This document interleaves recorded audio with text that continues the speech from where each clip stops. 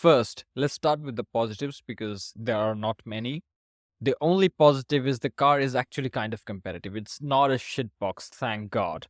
When the car qualifies well and ahead, these guys can, hold their own, if you know what I'm saying. And when they push, when the tire is in the right window, they're definitely competitive all the way to the front runners. They're definitely faster than the Mercedes and potentially also the Red Bull when the tire is in the right window and stuff like that.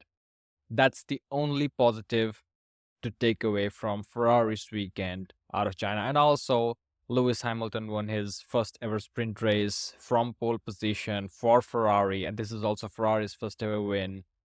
But the entire weekend was a complete Ferrari experience because we started the weekend good. There were some promising signs in the first practice. Sprint, Lewis Hamilton gets pole.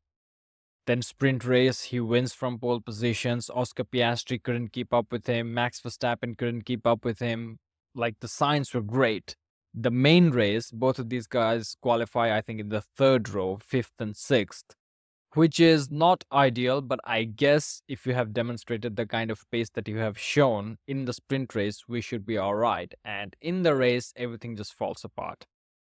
Lewis Hamilton doesn't have the pace that he demonstrated in the sprint race because for some reason, when the car was working perfectly fine, they decided to make some changes to the car. I don't know what the reasoning behind it was. In case of Charles Leclerc, fortunately, he had some pace in the car during the race, and that's because his front wing end plate from the left side broke off. So that unlocked more performance. So I guess all of the aerodynamic components on the Ferrari car, they slow the car down instead of making it go faster. So that would be my first guess. Either way, both of these guys, managed their race some type of way. They could have pushed a little bit more. I'm pretty sure Lewis could have certainly pushed a little bit more. I don't know why he wasn't. He just got desperate and pitted for a new set of hard tires, went on a two-stop strategy.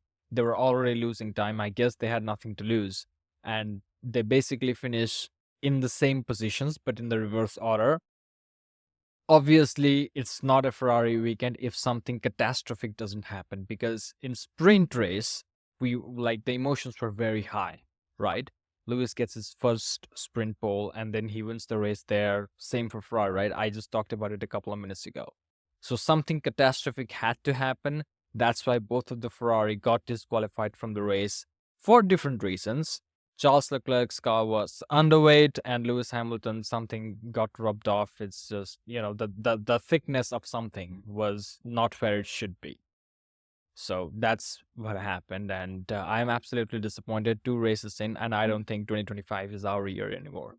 I cannot take this anymore. And I think we should just start focusing on 2026, the year of regulation changes. And I think that's the year where Ferrari can finally show up with a package which is competitive from the get-go and does not fuck up with the strategy or does not fuck up with the car setup, doesn't change the setup of the car when the car is performing well. Like this basic common sense type of things.